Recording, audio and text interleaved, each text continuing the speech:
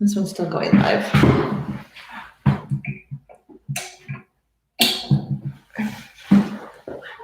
Oh, there we are. All right, so I'm waiting for some people to get the message. Solutions.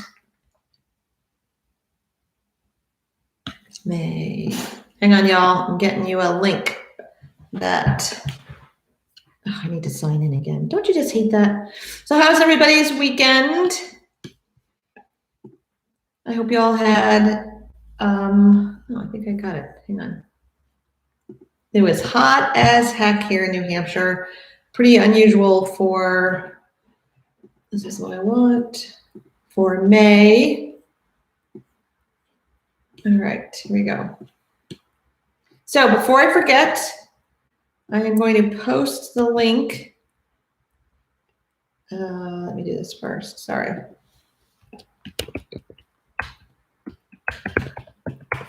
Solutions for your reactive dog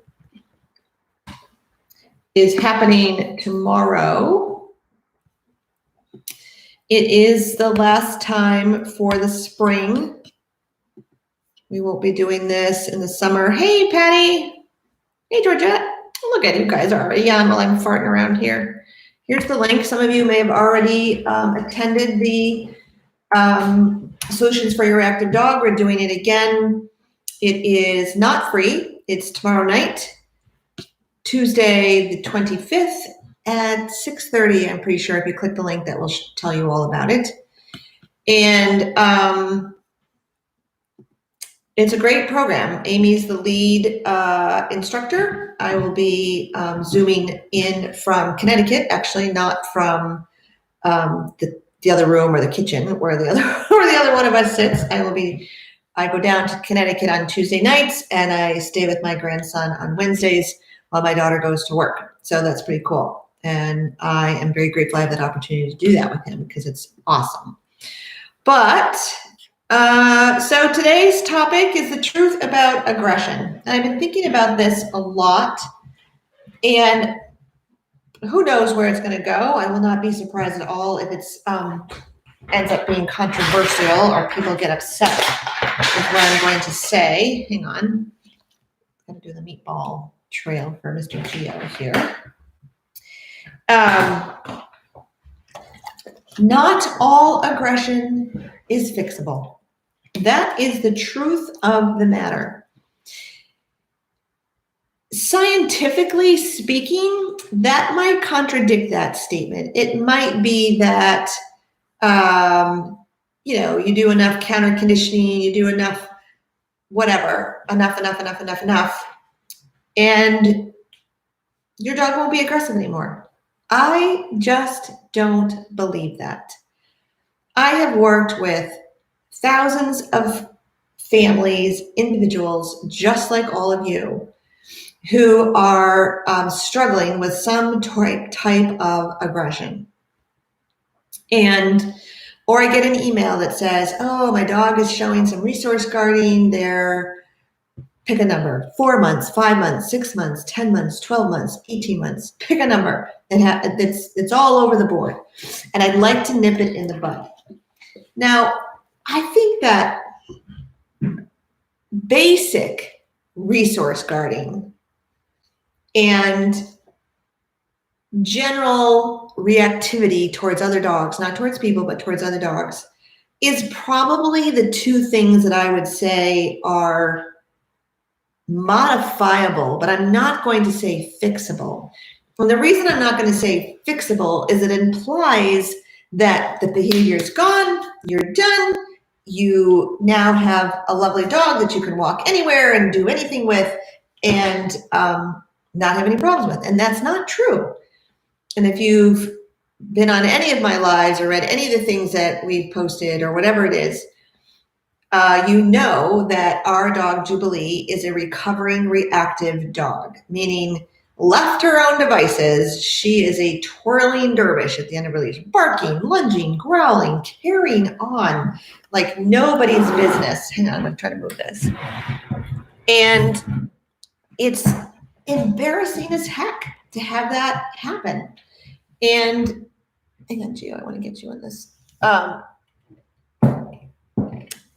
Nobody, I mean, it's embarrassing for us. It's embarrassing for you guys when it happens. Nobody likes that. Is she fixed? No, she's not fixed. We call her recovering reactive because we still have to work her program of counter conditioning. If we just started to walk her and we never counter conditioned her again, I feel very strongly that her reactivity would completely come back. Because for whatever reason, we don't know. Amy got Ghibli when she was 2. I met her, I think, when she was 4. We don't know what happened to cause it. We don't know how much of it is genetics, how much of it is learned, how much of it is environment. It's a piece of all those things. But left her own devices, or if we stop, she will start reacting again. So she's not fixed. It's modifiable, but it's a lifetime journey.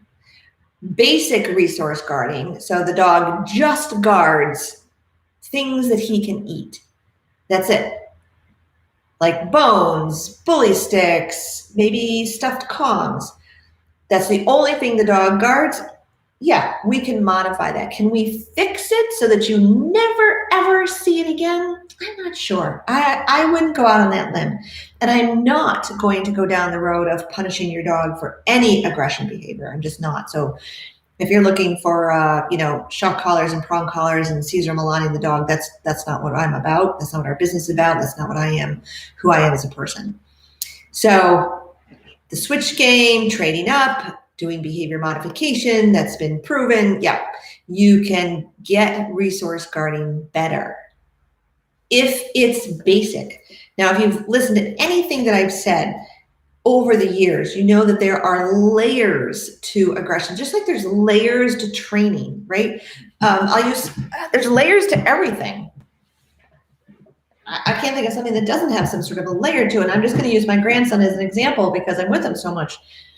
He is now starting to try to roll over. Like no one expects him to get up and walk yet because there's layers. First, he has to get control of his head, right? So now we can hold him on our hip and his head stays up pretty much, right? Every once in a while, he gets tired and it falls. But in 4 months, he can't sit in a chair. He can't sit in a high chair. He needs support. You have to hold him in the sitting position, but he's getting stronger every day. I mean, it's amazing to me. I go down every Wednesday, week to week to week, the changes that have occurred, the strength that he's gained when I don't see him every day. But it's getting control of your head. It's learning to roll over, tummy to back, back to tummy. It's gaining the strength in your torso so that the baby can then sit up. Then it's crawling or scooting or whatever's going to happen. And then it's walking and then it's running. It's all of those things, right? You can't have one without the other. And there are layers to dog aggression. We're going to stick with resource guarding, that there are layers to that as well. So if you have a dog that is guarding things not in the dog's possession, that's way more serious, way more serious. I'd much rather work with a dog that says, this is mine, this bag of meatballs, you can't have it. Ooh, this is mine, this is mine. Good, we all know, it's yours. Cool, keep it.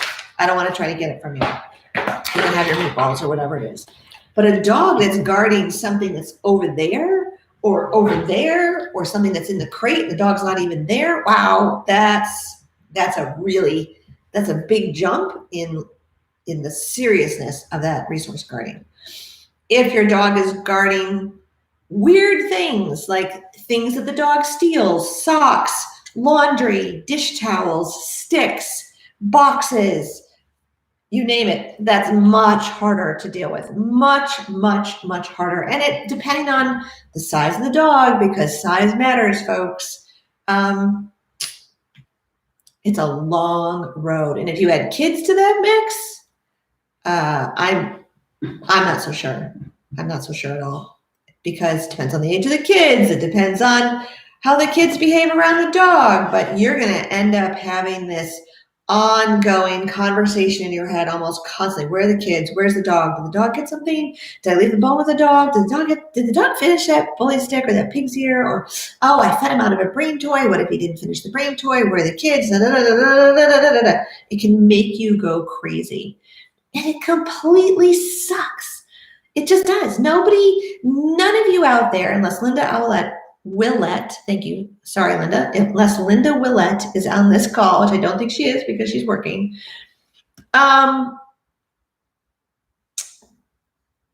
Aren't looking for a naughty dog. You're not looking for a dog with aggression. No one's looking for a dog that you have to manage for the rest of their life. Okay. Yes, Marianne, I remember you saying to honor your dog for what and who he is, right? Patty says, one incident when Olivia was 10 months changed my baby completely, happened at vet. So that sounds like it was Marianne says, thank you for your honesty. You're welcome, Marianne. I've been thinking about this a lot. Patty says, I have an untrainable Yorkie. No, depending on what the problem is, Patty, that I don't agree with. For behavior, sit down, come and call. Yeah, it's all about motivation. You can do that. But aggression cannot always be fixed. Now, I see that there's 9 of you on here and only a couple are talking to me. Just give me a thumbs up. Tell me where you're from. I'd love to know who's here. And Rachel, if you're on, say hello, for heaven's sakes. I'm your mother.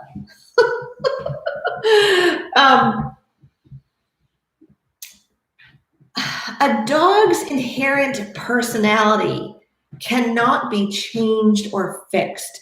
And this is going to go to, oh my God, Patty, a trainer told me she's untrainable. Well, I hope you fired that person and I hope you didn't pay them a lot. Patty, you're on guard 24/7 with my Savage. All right, you need to tell me more. What is happening with this Yorkie? And where did you get, so tell me the dog's name. I want to know where he came from. I want to know how old he is.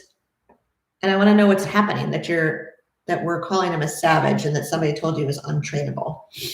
Maybe unfixable in terms, not spay neuter fixable, aggression fixable.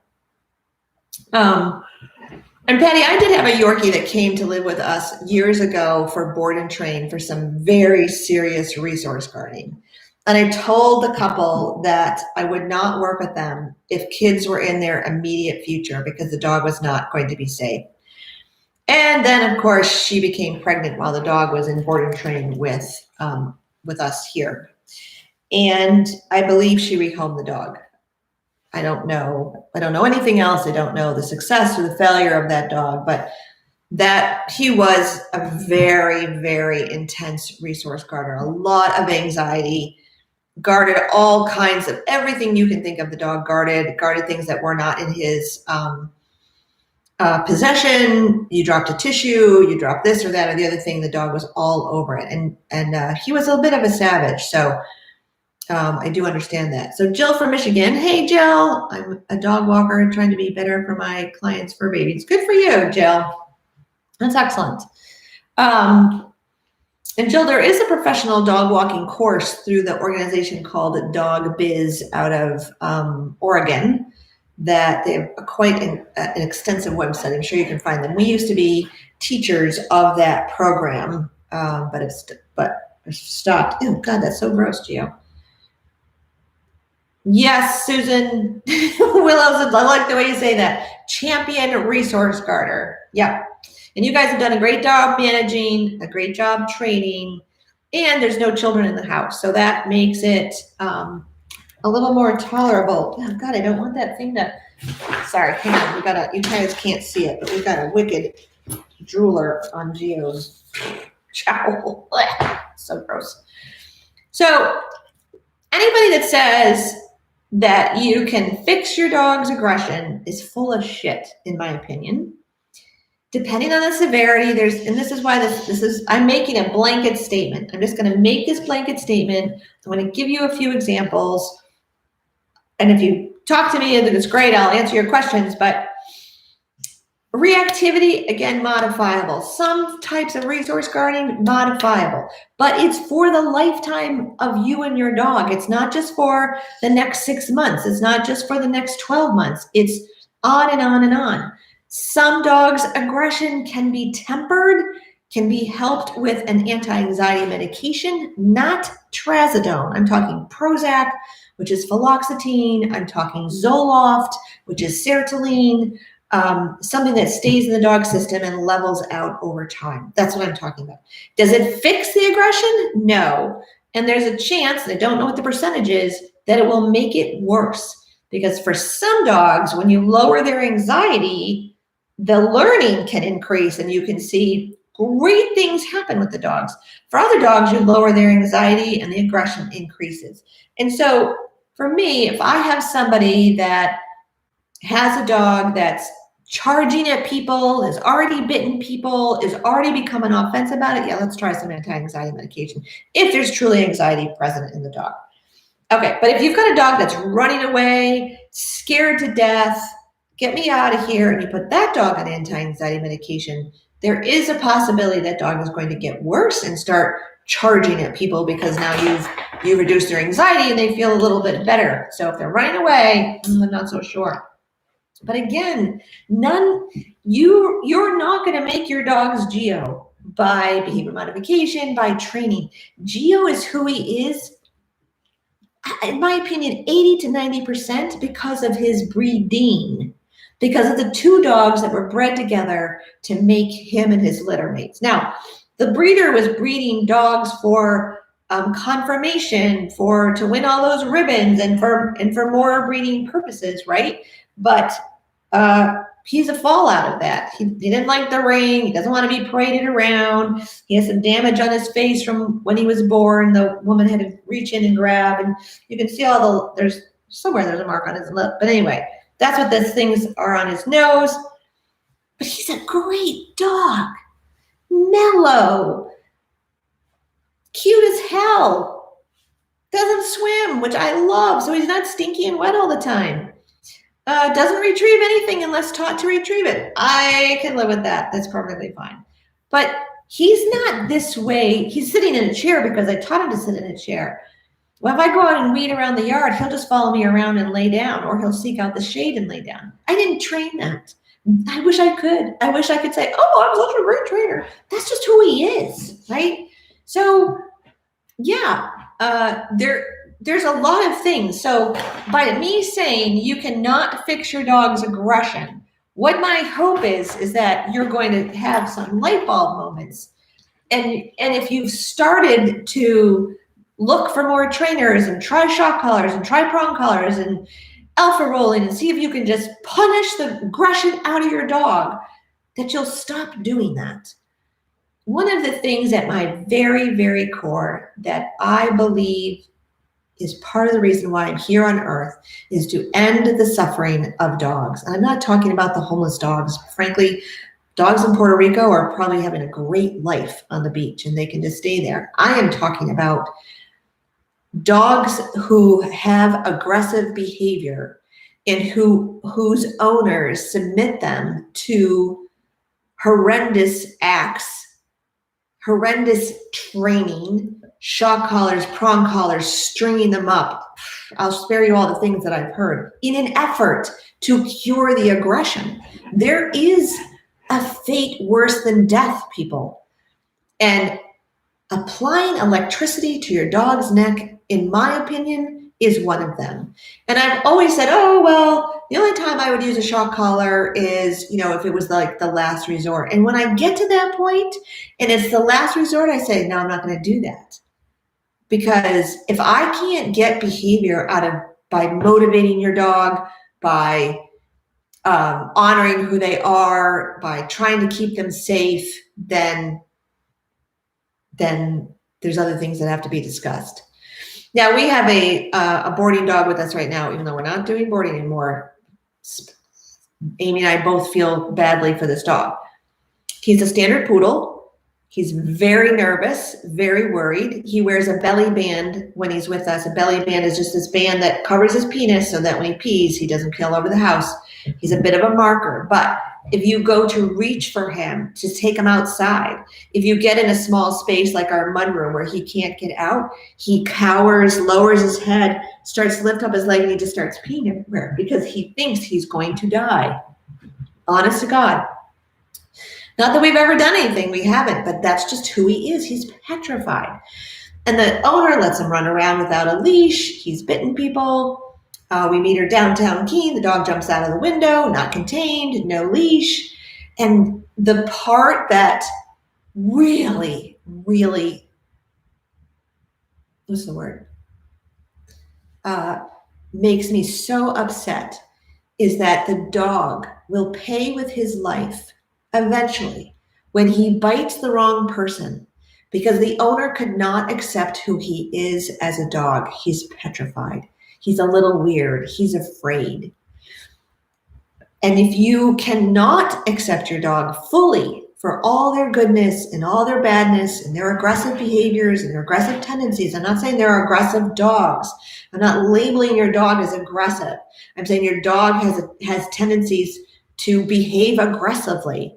Aggression is a behavior, just like sit, down, come and called, running away, jumping, right? Aggression is a behavior.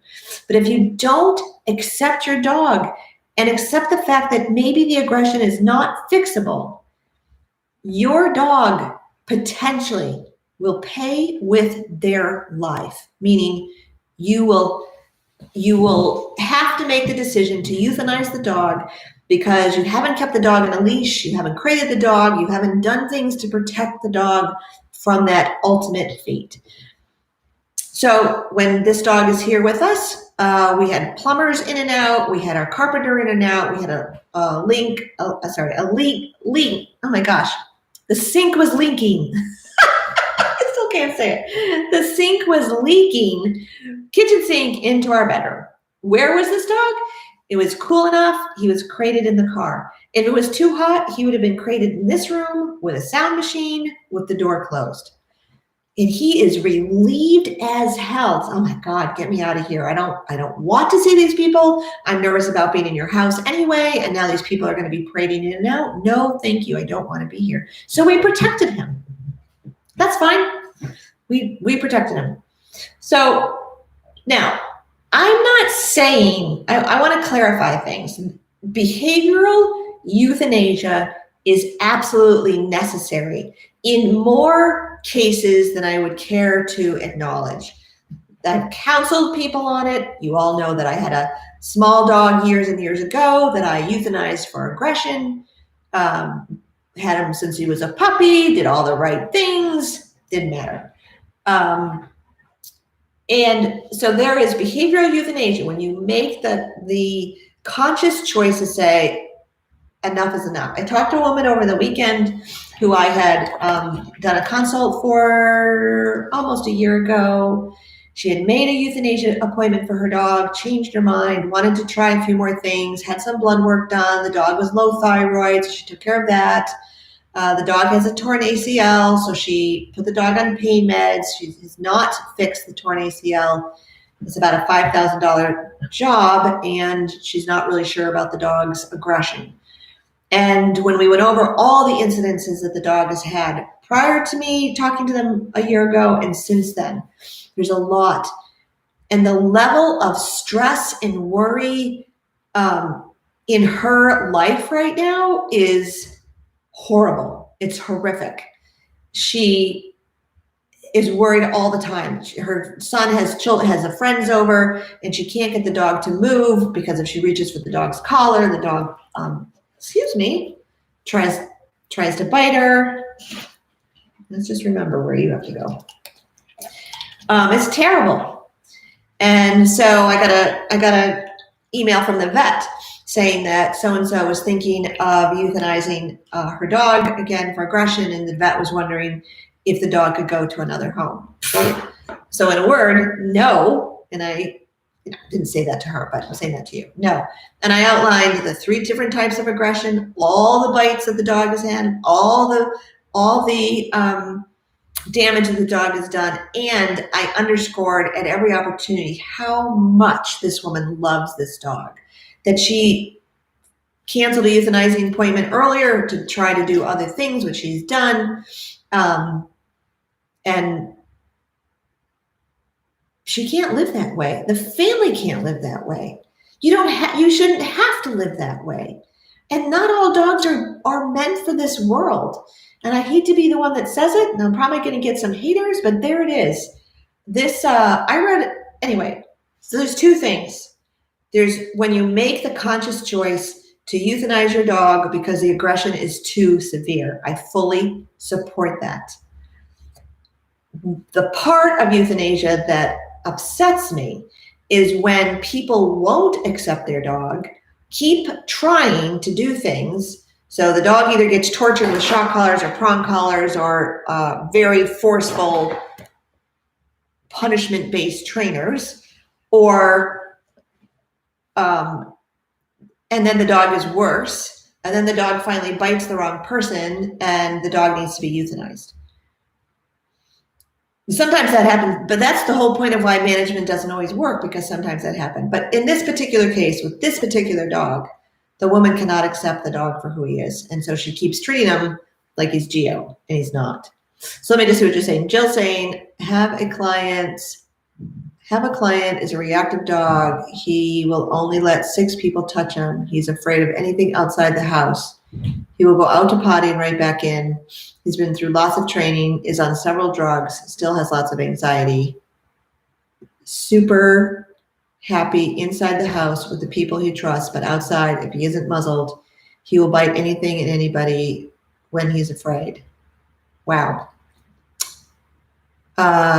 Jill, that's really sad. That dog is suffering a lot.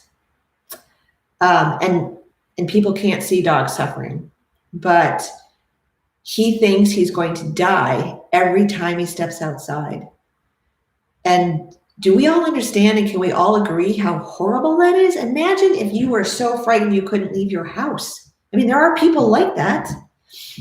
I'm not sure what kind of medication he's on. I'd be curious, but if he's with a veterinary behaviorist, a good one, and he's on an anti-anxiety such as Prozac or fluoxetine, sertraline, which is also Zoloft, maybe the medication needs to be adjusted. If he's on trazodone, get him the hell off of that and get him on an antidepressant. It can take 6-12 weeks before you go through this medication process to know whether it's going to help, but he's not right. He's not right. And I'm sure his family loves him, but this dog is suffering a lot. To only allow 6 people to touch him, could you imagine? Right. And Dawn says, this breaks my heart. I have an aggressive, reactive 10-pound terrier mix. I believe she has excellent bite inhibition, but life is restrictive. Yes, Dawn, I think it is. And who else? Jill's in Michigan. Oh, Patty. Trainer told me she's untrainable. He quit. She bit him. Patty, I want to hear more of your story. And Jill, I think, I can't diagnose. I can't help on a Facebook Live. It's just my information. But I feel this dog's pain and suffering, and he's suffering. He is suffering. And they're going to probably keep trying to do things to see if he'll get better, and he's not going to. And there's just something wrong with this dog. I'd love to know his history and where he came from or whether he was bred or whatever, but he's not right. And yes, Dawn, your life, I'm not saying this is easy, you guys. Life is very restrictive when you have an aggressive dog, depending on the type of aggression. But what I just want you to understand is there's sometimes you need to stop trying so many things and sit back and accept the dog. Write down all the good parts about them, all the things you can do. Write down all the things you cannot do, all the things that worry you. And then let's focus on the things that you can do. Instead of trying to make the dog fit into your life. We've talked about agendas before, right? And aggressive dogs have a very different, not aggressive dogs, sorry. Dogs with aggressive behavior have a different type of agenda, and it depends on the aggression to determine that. But not all aggressive behavior is fixable, and I want you to understand that. It does not mean that it's hopeless. That's not what I'm saying. But only when you get to a point of letting go of your hopes and desires for your dog that you wanted, but now you have this other dog, the one that you have, who's got whatever issues, only when you get to a place of full acceptance will other options show up for you? Will you be able to see what else you can do and other ways that you can enjoy each other's company? If this dog that, no, for God's sakes, of course he was born to a feral mother. That makes perfect sense. Sorry, Jill. 12 weeks old puppy born to a feral mother. Oh my God. I don't even know where to begin. He'd probably be great in the wild. That's where he'd probably belong the best and where he'd survive, and he wouldn't have to be with people anymore. Yeah. So a lot of how our dogs turn out depends on how they're mothered and nurtured by the mother dog. And if this mother dog was feral, and I suspect that all the puppies are not like this puppy. I mean, you know, all Geo's siblings are not like him. My 3 daughters are not all the same. I mean, they have the same mom, the same dad. But that's super sad for that dog. That's super sad. All right, I'm starving. I need to go eat some lunch. I'm starting to get hot and then it's cold up here. So if you watch the replay, #replay. If you need help with a reactive dog that's on leash, I think I can still do this. I'm going to post the link one more time. We're doing it live tomorrow night. Generally, we open up the speaker so that you can talk to us one-on-one. And I mean, everybody can hear, but it's an easier way to answer your questions than typing in the chat box.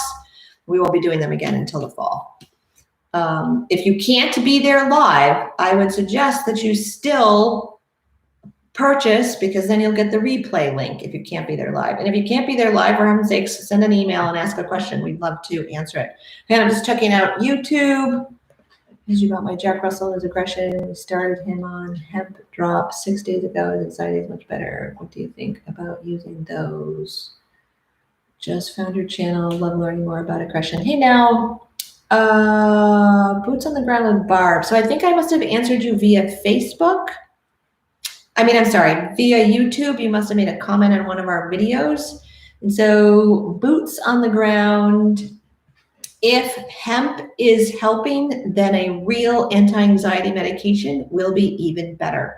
But you need to find a veterinary behaviorist or a primary care vet that has some experience using medication, or a trainer such as myself who has some experience using medication and can guide you and your vet.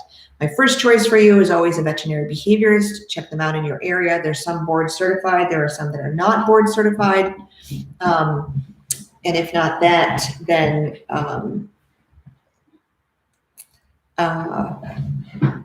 go to your primary care vet and or book a consult with myself, and I can help you out. Nell's asking, do you have a video that explains all types of aggression? No, Nell, I do not. If you're not on our email list, you should go to our website. Let me post it in here.